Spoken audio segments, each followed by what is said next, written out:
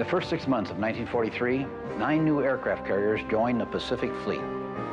By January 1944, a single unit, Task Force 58, had 6 fleet carriers and 6 light carriers.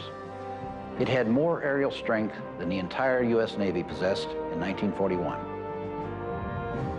The Navy's growing power would be applied to Admiral Nimitz' strategy of leapfrogging island by island towards Rabaul, the key Japanese outpost in New Britain.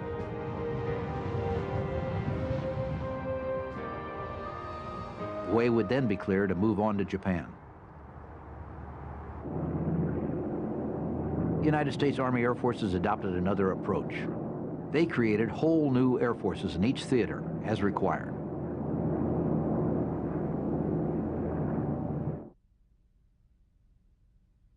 The Bismarck Sea lies between the Admiralty Islands to the north and New Britain and New Guinea to the south. Japanese sea lanes were regularly patrolled by General George Kenney's B-17s and B-24s. Every flight was a hazard. Planes were overweight from fuel and bombs. They were taking off from short coral runways. It was dreary, dangerous work. They were flying at the limits of their range. The patrols lasted as long as 12 hours over the trackless waters. If the aircraft were damaged by the enemy, getting back to base was problematic. On December 30th, 1942, reconnaissance photos showed the heaviest concentration of shipping ever seen at Rabaul. There were 70 merchant and 21 warships. For the next 90 days, these ships became prime targets for the 5th Air Force.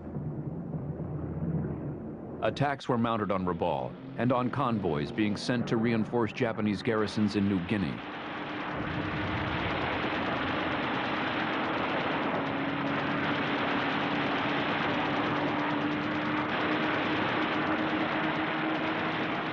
The Japanese responded with heavier fighter escorts. This was just what Kenney wanted. His goal was to destroy Japanese air power on the ground and in the air.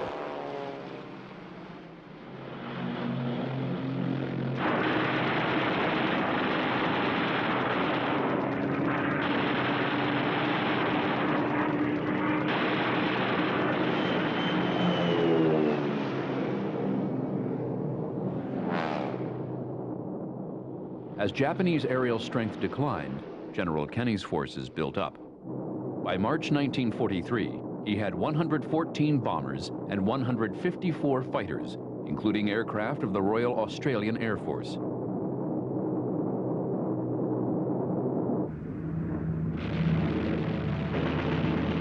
It was a mixed bag. The most promising planes were the new B-25 C-1 Mitchells. They had been modified for strafing with 8 forward-firing 50 caliber machine guns. They could sweep in low over land or water. They could sling a 500-pound bomb with a 5-second delay fuse inside a thin-walled merchant ship and blow its bottom out.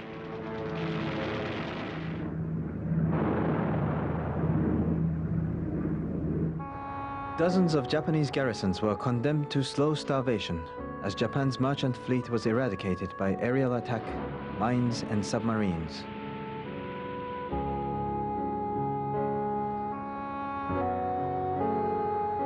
But Japan remained determined to reinforce New Guinea. In early March, the 51st Japanese Infantry Division was sent down the Bismarck Sea in a convoy of 8 destroyers and 7 merchant ships. The weather was bad. The Japanese hoped to make the 5-day journey, hidden from Kenney's forces. The American 5th Air Force had a wide variety of aircraft types, all differing in performance, but they were able to mount a coordinated action on March 2nd that sank all of the transports and 4 of the destroyers. General MacArthur described it as the decisive aerial engagement in the Pacific theater of the war. General George Kenney and his 5th Air Force had created an aerial blockade. It doomed Japanese troops on New Guinea to fitful resupply by submarines or small barges operating at night.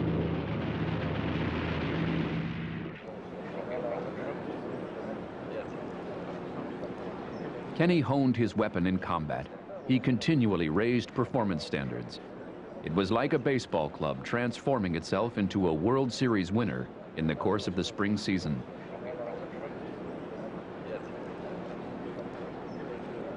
There was an increasingly violent argument between MacArthur and Nimitz over the main axis of attack on Japan. They also argued over who should control the majority of the forces.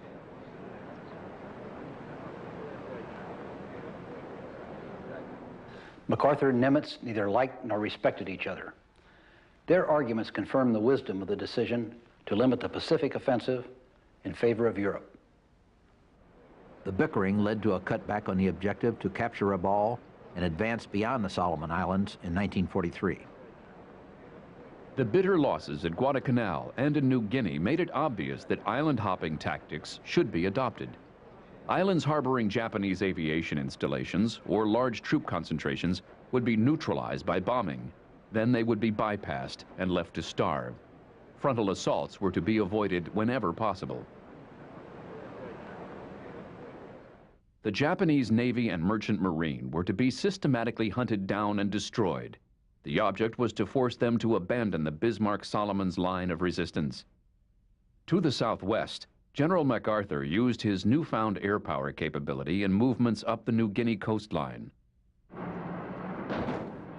A landing would be made, a perimeter established, and an airfield built. C-47s would fly in the necessary fuel and supplies. Within days, P-38s and the New Republic P-47 Thunderbolts would be operating to cover the next landing. But Allied forces were still subject to threats from Japanese aircraft at Rabaul and Wewak.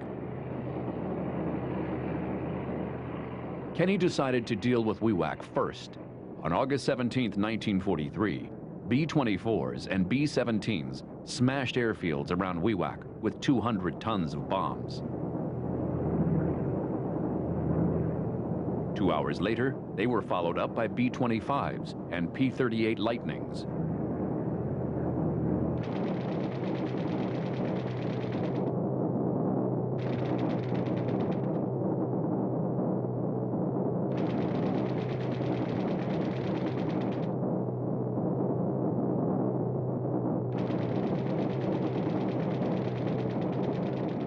Japanese planes on the ground were decimated. The Japanese later referred to the Black Day of August 17th.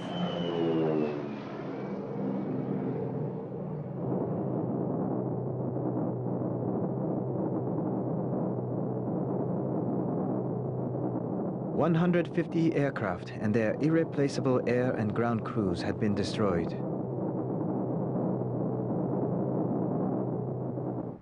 Rabaul became the graveyard of the Japanese Naval Air Force. Japanese Army pilots were drawn off from Rabaul to other battlefields. They were replaced from the rapidly diminishing pool of Japanese naval aviators. The carrier admirals protested, but their protests had no effect. In preparation for the invasion of Bougainville, General Kenny undertook to kill Rabaul with a series of air raids.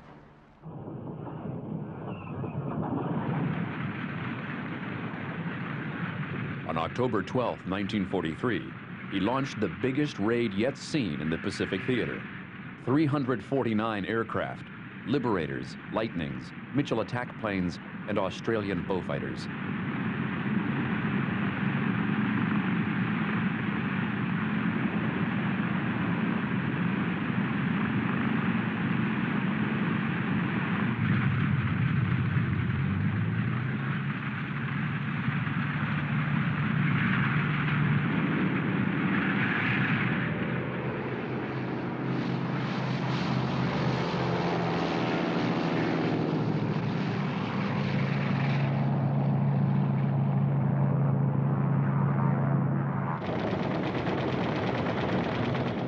The airfields around Rabaul were smashed with strafing and parafrag bombs.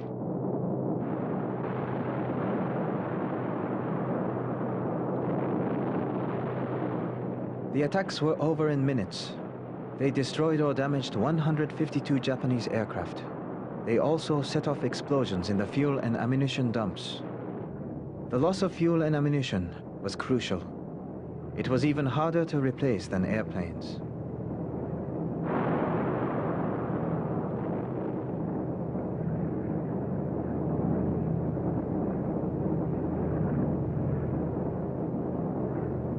The vice slowly closed on Bougainville. By October 15th, Major General Nathan Twining, the new air commander in the Solomons, possessed a striking force of 223 aircraft. There were 264 fighters. Among them were the tried and true F-4Fs, Bell P-39s, and Curtiss P-40s.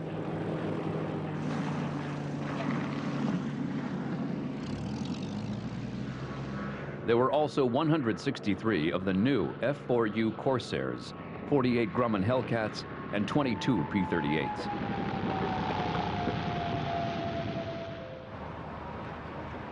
All of these new aircraft had superb performance. They dramatically outclassed anything the Japanese had to offer in speed, range, armor, and armament.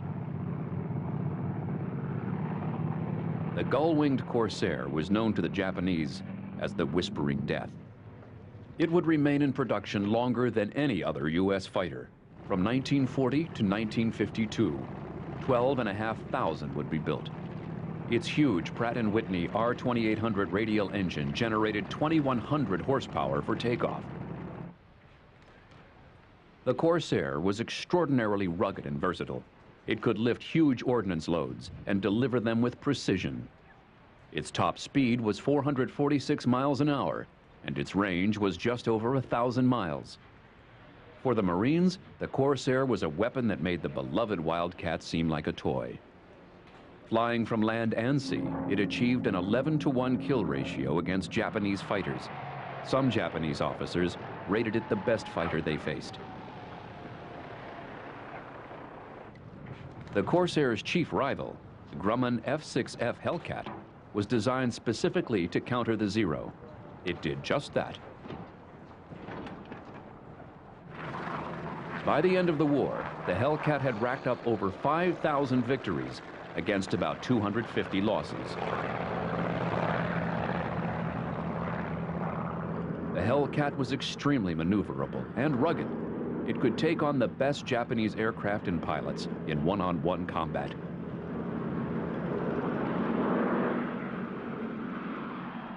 In just 3 years, Grumman built more than 12,600 of the F-6Fs, improving them continually.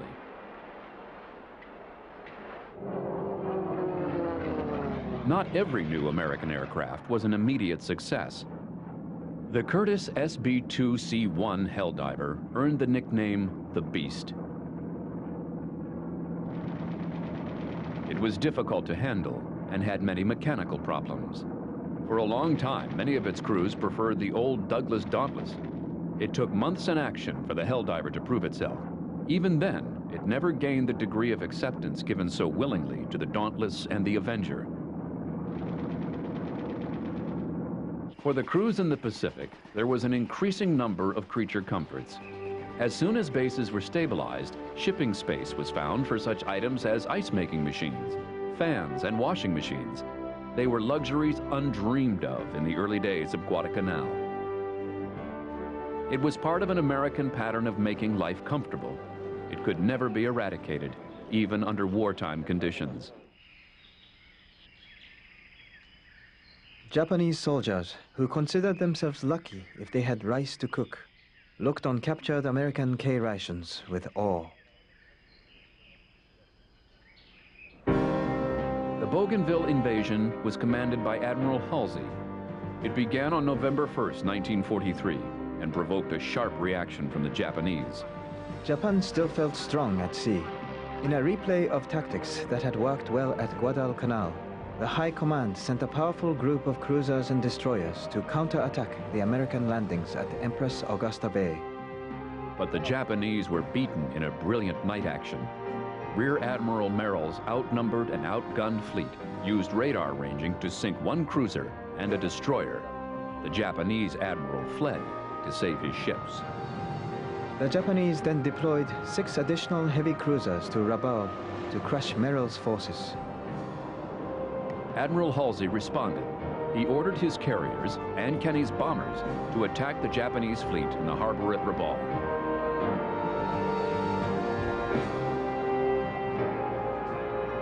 Raids took place on November 5th and 11th. They destroyed the aerial opposition and mauled the enemy fleet so badly that the heavy cruisers were never again sent to sea.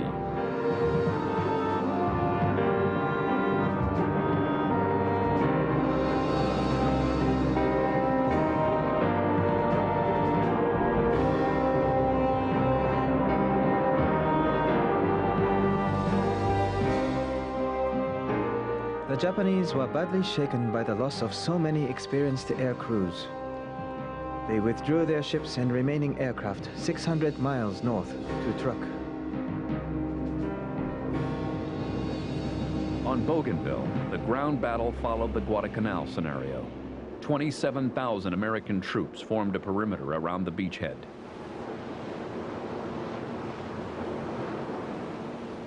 Inside this perimeter, an airfield was soon built.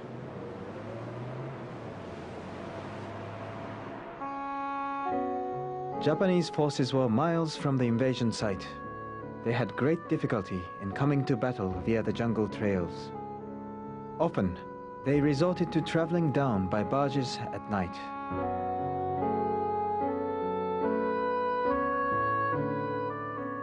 In the end, an uneasy stalemate grew as the Japanese remained concentrated in the area in the south around Boyne. There they spent much of their time growing food to survive. The battle continued well into 1945. Some Japanese troops, sick and malnourished, held out until the end of the war. In a 6-month period, from October 1943 to March 1944, the Bismarck archipelago had been isolated, thanks to effective cooperation of land, sea, and air forces. The Japanese Air Force at Rabaul had been destroyed. By January 1944, the fast carrier force of the Pacific Fleet had reached an undreamed-of level of strength. There were 4 Essex-class carriers, 6 light carriers, and the old tried-and-true Enterprise and Saratoga. There were enough other ships to provide an effective anti-aircraft screen, or to take on the Japanese combined fleet if necessary. As his strength built, Rear Admiral Mark Mitcher became confident enough to go in harm's way, confronting Japanese island-based aircraft.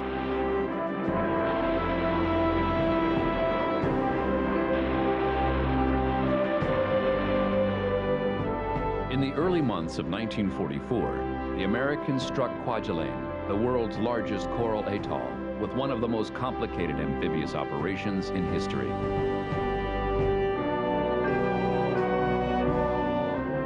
Once again, there was no Japanese aerial resistance. The incredibly swift manner in which the Americans gobbled up the Gilbert and Marshall Islands unnerved the Japanese.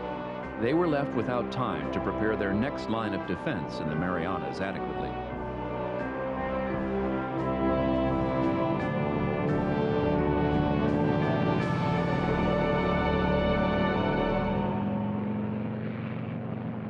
The defense of the islands came to be regarded in Japan as buying time to delay the invasion of the Japanese mainland. In effect, the Japanese High Command had exchanged one illusion for another.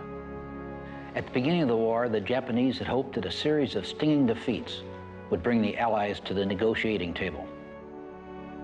Now they hoped to secure a negotiated peace by making the prospect of an invasion too costly for the Allies, given that everyone, man, woman, and child, would resist, even if they only had bamboo sticks as weapons. In New Guinea in March 1944, the 5th Air Force cleared the way for General MacArthur to leapfrog along the northwest coast. Between March 11th and 16th, General Kenny's bombers dropped 1,600 tons of bombs and fired 1,000,000 rounds of ammunition. The bulk of the Japanese Air Force was left as derelict wrecks. But by late March, the Japanese had scraped together 351 aircraft. They stationed them at 3 air bases near the port of Hollandia. The Americans knew that the Japanese anti-aircraft defenses were heavy. A new strategy was followed. On March 30th, liberators, escorted by P-38s, plastered the airfield with 120-pound frag cluster bombs and 20-pound fragmentation bombs. Anti-aircraft fire was lighter than expected. No determined attacks came from the Japanese fighters. The attack was repeated the following day with similar results. 209 aircraft were destroyed. The Japanese flew many of their remaining aircraft out of the area, once again conceding air superiority. A 3-wave Allied attack on April 3rd destroyed Hollandia as an airbase. Japanese air opposition in New Guinea was now negligible. Japanese ground resistance on New Guinea continued, but at last MacArthur was poised for a return to the Philippines. But first, there were the vital Marianas Islands.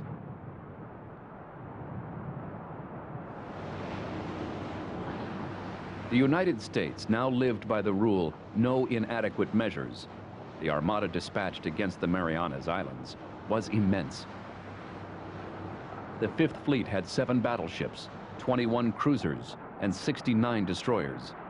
Admiral Mitcher's 4 carrier groups had 15 aircraft carriers and almost 1,000 aircraft.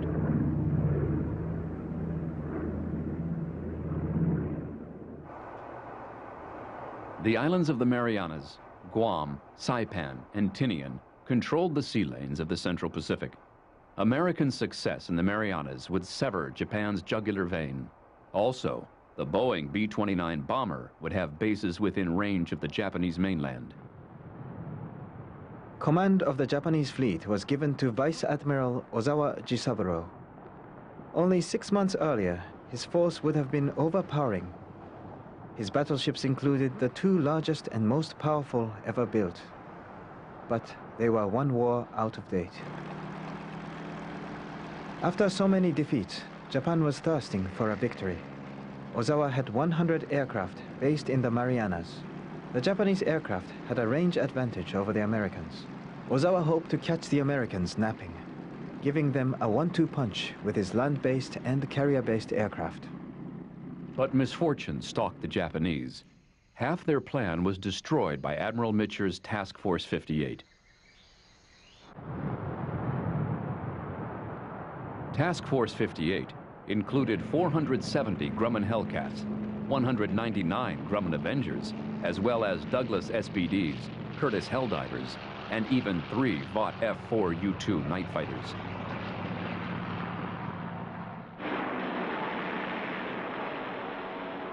At 1300 hours on June 11th, Mitcher sent 211 Grumman Hellcats to hit airfields at Guam, Saipan, and Tinian. 81 Japanese aircraft were shot down. Another 29 were destroyed on the ground. But this carnage was only a prelude to what would become known as the Great Marianas Turkey Shoot a few days later. On June 15th, 4 carriers under Rear Admiral J.J. Jocko Clark struck Iwo Jima and Chichi-jima. They were the Japanese mustering points for staging to the Marianas. Clark launched his Hellcats, Avengers, and Helldivers from 135 miles south of Iwo Jima.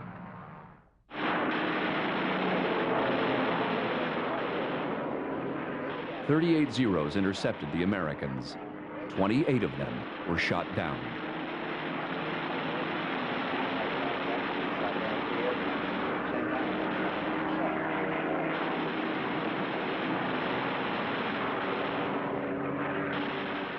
The Americans then proceeded to strafe the airfields, fuel dumps, and small vessels.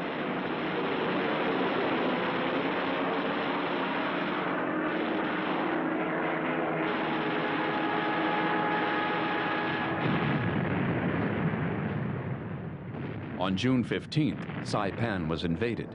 Before the day was out, 20,000 Marines were on shore, complete with their artillery.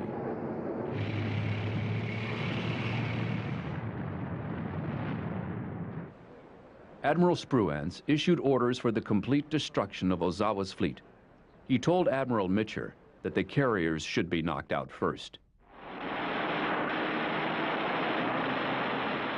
Meanwhile, the Japanese launched their own attack. The American Hellcats fell on the aging Zeros and shot them out of the sky.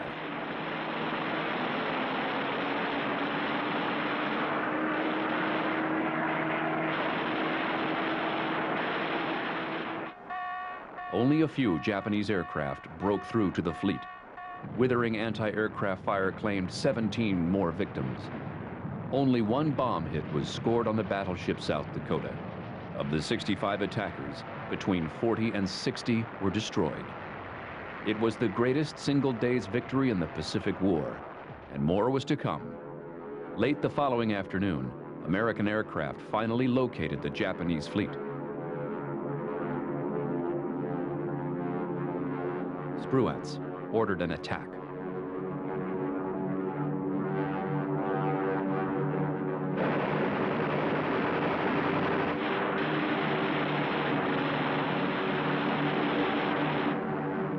The light carrier Hiryu was sunk. The Zuikaku, veteran of so many battles, took a direct hit but survived. Two light carriers, the Junyo and the Chiyoda, were damaged by bombs.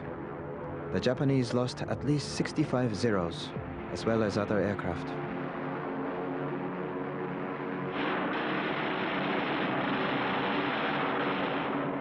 Ozawa's force was now a hollow shell. 400 planes had been shot down or lost on the three sunken carriers. An entire second generation of naval aviators was killed. The battle for Saipan ended on July 9th. Admiral Nagumo, who had begun his nation's war so brilliantly at Pearl Harbor, was the island's commanding general. He committed suicide.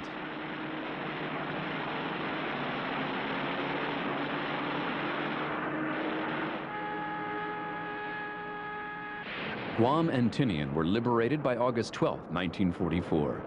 It had been a long and bloody campaign. More than 600 Japanese aircraft were destroyed at the cost of 65 U.S. Navy planes.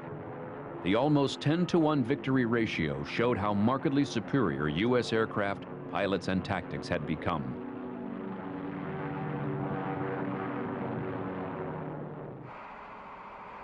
Work began immediately on Saipan to create runways for the Boeing B-29s. At last, the home islands of Japan would be within range of bombing raids from bases in the Pacific.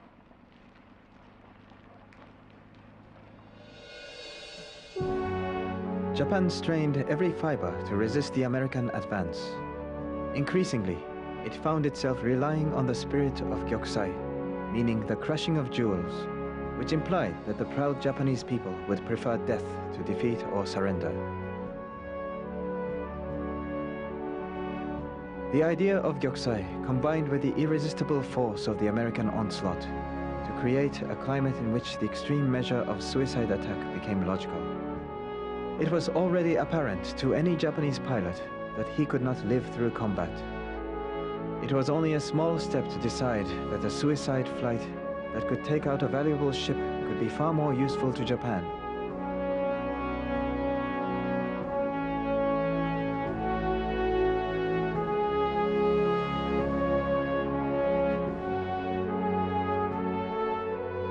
Tokkotai was portrayed to the Japanese people as a totally voluntary effort by patriots who became war gods. But the program became increasingly a psychological confidence trick. Many of the early kamikaze pilots felt that they were following the proud Bushido warrior tradition. Many others were tricked into volunteering and then kept in the corps by a combination of social pressure and military orders.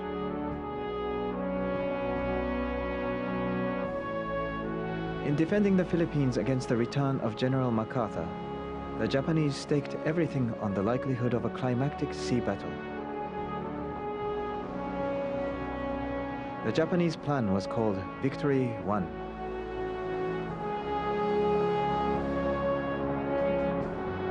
An American carrier attack began on October 12, 1944.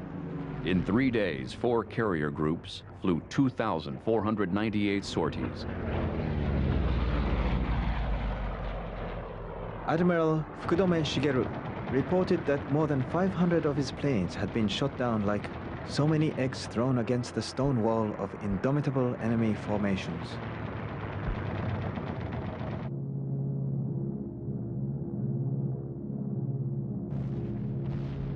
General MacArthur's promise to return to the Philippines began to be fulfilled on October 17, 1944. American troops began to land on A-Day, October 20th. They met little opposition as they moved inland and began improving airfields at Dulag and Tacloban.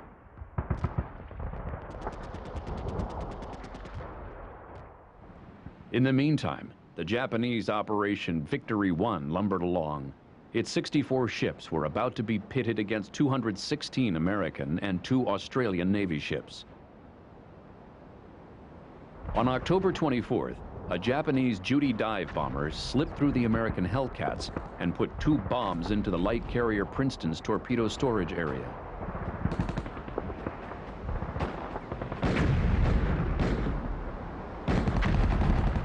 The explosion sank the Princeton and damaged the cruiser Birmingham. The Americans responded with a furious attack by 259 aircraft. They scored 19 torpedo and 17 bomb hits on the super battleship Musashi.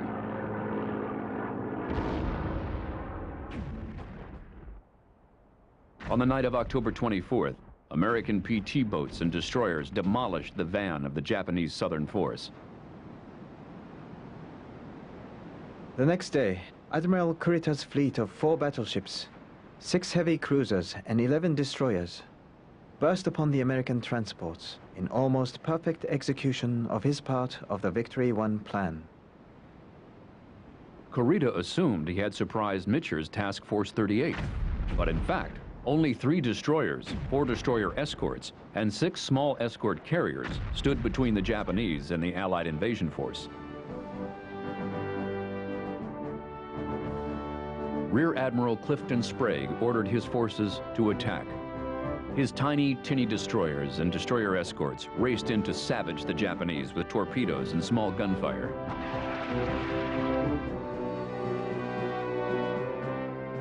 The carriers launched their torpedo-armed Grumman Avengers. 2 other groups of escort carriers also launched their aircraft. Kurita had to contend with 253 fighters and 143 torpedo planes. The American crews flew sortie after sortie. They sank 3 Japanese heavy cruisers with torpedoes. Suddenly, incredibly, Kurita ordered his center force to retire. It was a monumental American victory, the stuff of the old John Wayne movies. But it was a victory won at great cost, and there was more to come in the form of the first attacks by the Kamikaze Corps. On October 25th, Lieutenant Seiki led 4 Zeros laden with 251-kilogram bombs through the American escort carrier's defensive screen.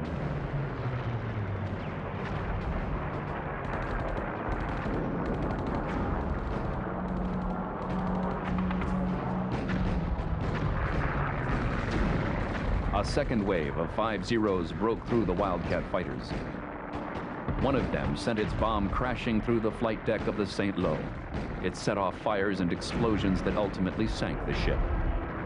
Not one of the 6 carriers went unscathed. It was an inauspicious beginning for a drama that would rise to greater heights before the battle for the Philippines was over and culminate in the battles to come of Okinawa. Admiral Halsey began the Battle of Cape Engano on October 25th.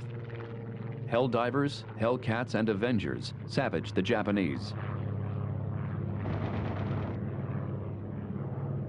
In 3 waves of attack, the Japanese lost 4 carriers. Ozawa made his getaway with absolutely nothing to show for the battle.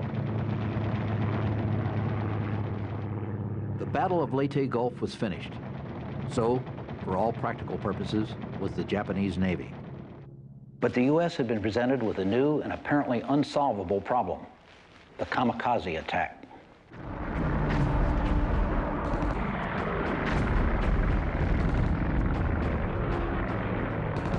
The Japanese, heartened by their kamikaze successes, would harass the American fleet.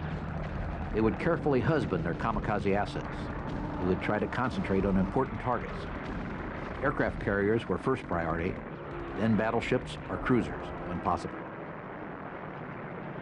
The Americans developed new defensive tactics. Destroyers were placed as picket ships as far as 60 miles away from the carriers to provide early warning. Combat air patrols were divided into 3 altitudes.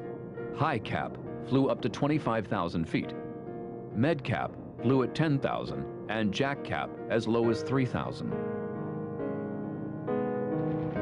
Far-ranging fighter sweeps, nicknamed the Big Blue Blanket, were sent deep into the Philippines to catch the kamikazes forming up.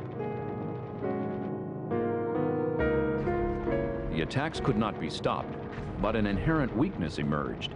Even when they struck a ship squarely, the aircraft often did little damage.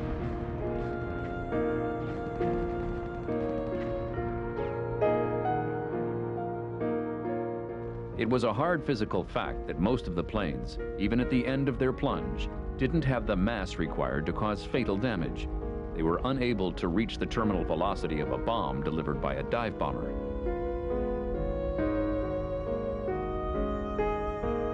Attacks caused fire, explosions, and casualties on ships. But the increasingly expert Navy damage control teams were able to save most of the ships themselves.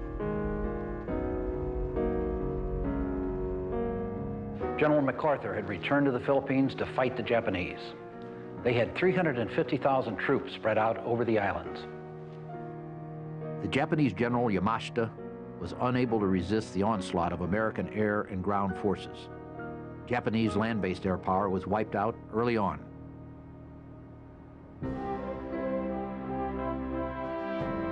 By the fall of 1944, the Pacific Theater was receiving enough men and materiel to wage war on an unprecedented scale. The island-hopping strategy was working perfectly. On October 3, 1944, the Joint Chiefs of Staff ordered the B-29 bombings to be stepped up. The bases for the B-29s were to be Saipan, and 2 others yet to be acquired from strong Japanese defending forces, Iwo Jima and Okinawa. Iwo Jima was located in the Boyne Islands. It was only 4.5 miles long and 2.5 miles wide, but it was vital as an intermediate base for B-29s and for the new long-range P-51 escort fighters. The invasion was planned for February 19, 1945. Carrier planes from Task Force 38 struck mainland Japan, reducing any air support the Japanese may have been able to provide.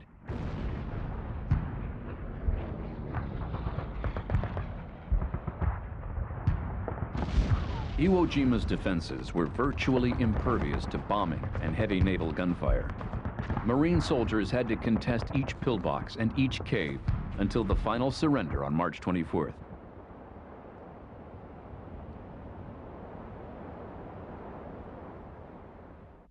Okinawa was 57 miles long and 12 miles wide.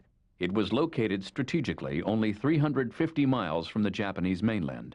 It was also directly on communication lines to Formosa and mainland China.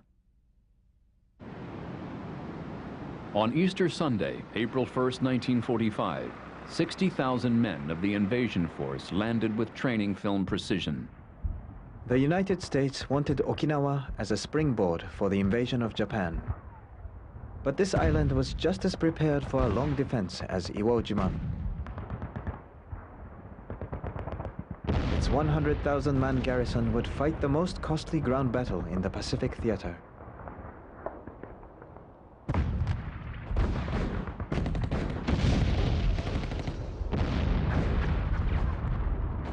The Japanese allowed the invaders to overrun 3/4 of the island. They retreated to the south. The retreat reduced Japanese exposure to naval bombardment. It also pinned down the huge American fleet of combat vessels, auxiliaries, and transports for air attack.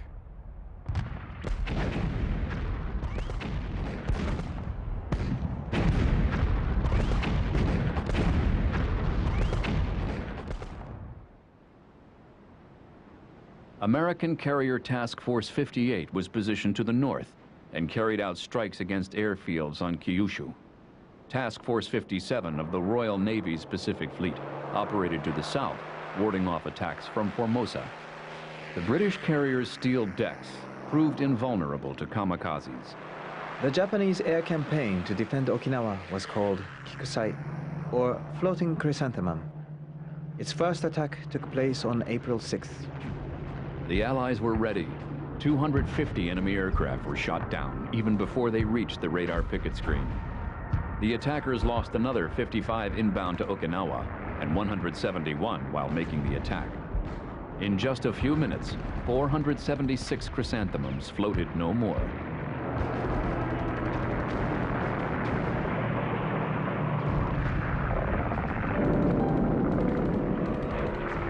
But 180 of the suicide planes got through.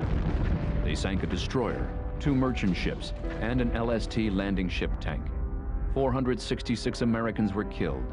Morale was sharply shaken by the way the Japanese planes continued to bore in, even after they were hit and burning.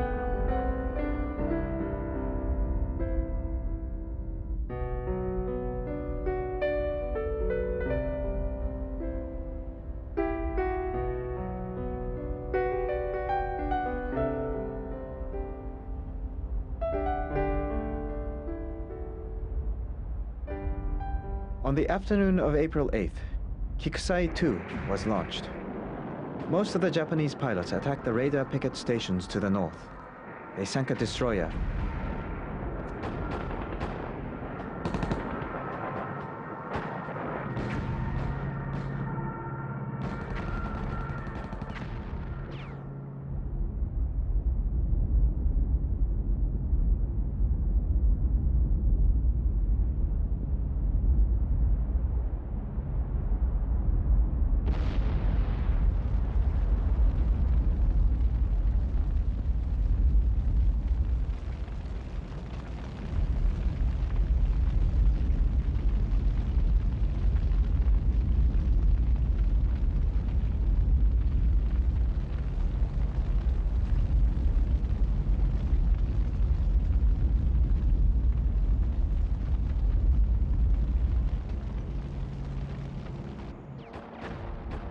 But the intensity of the kamikaze attacks dwindled as the Japanese ran out of planes and pilots.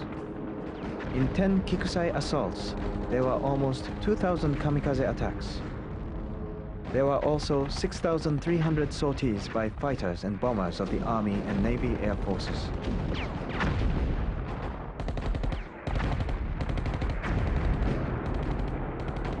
Kamikaze attack was terrifying. It seemed to each sailor on each ship that the suicide plane was heading directly at him.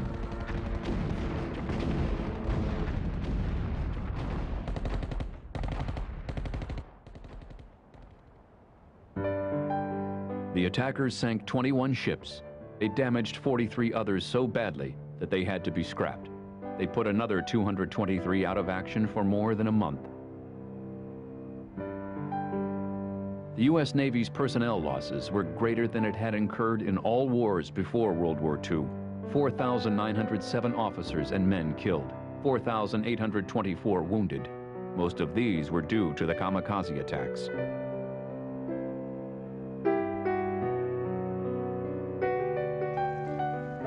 On land, the fighting was the most intense so far experienced in the Pacific War.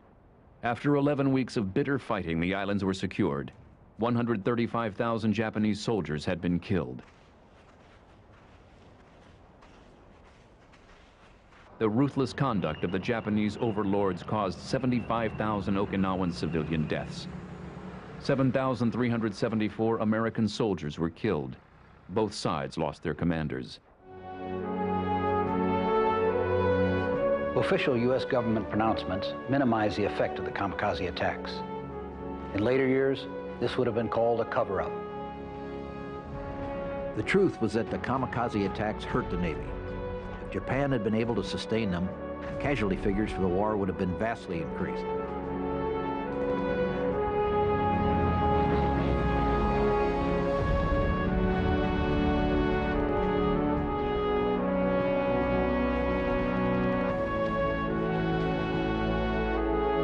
fanatical Japanese resistance and the grievous American losses on Okinawa showed just how high a price would have to be paid for an invasion of the home islands of Japan. There, ranges would be shorter, and the number of airfields from which attacks could be made would be greater. Millions of casualties would be unavoidable.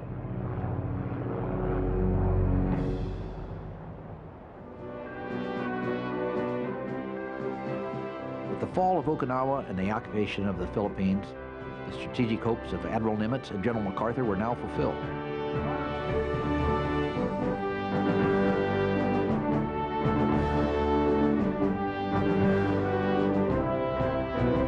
The way had been prepared for a final aerial assault on Japan. Now, the hard task of invasion would at last be possible. The great American advance through the South Pacific has overshadowed long and hard-fought battles in other parts of Asia.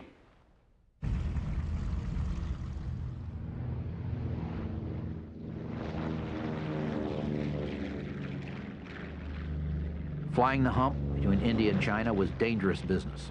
Flying conditions were abominable. Aircraft heavily laden with supplies for embattled China would take off in the dense, moist heat of India's Brahmaputra Valley. They would climb to meet turbulence and icing over the mountain ranges. The route between Dinjan and India and Kunming in China was called the Aluminum Trail because it was littered with the wreckage of 450 aircraft. The hump operation carried 650,000 tons of material to China. It enabled the building of airfields for B-29s to attack Japan. It provided the means for attacking Japanese shipping in the seas around China and Indochina.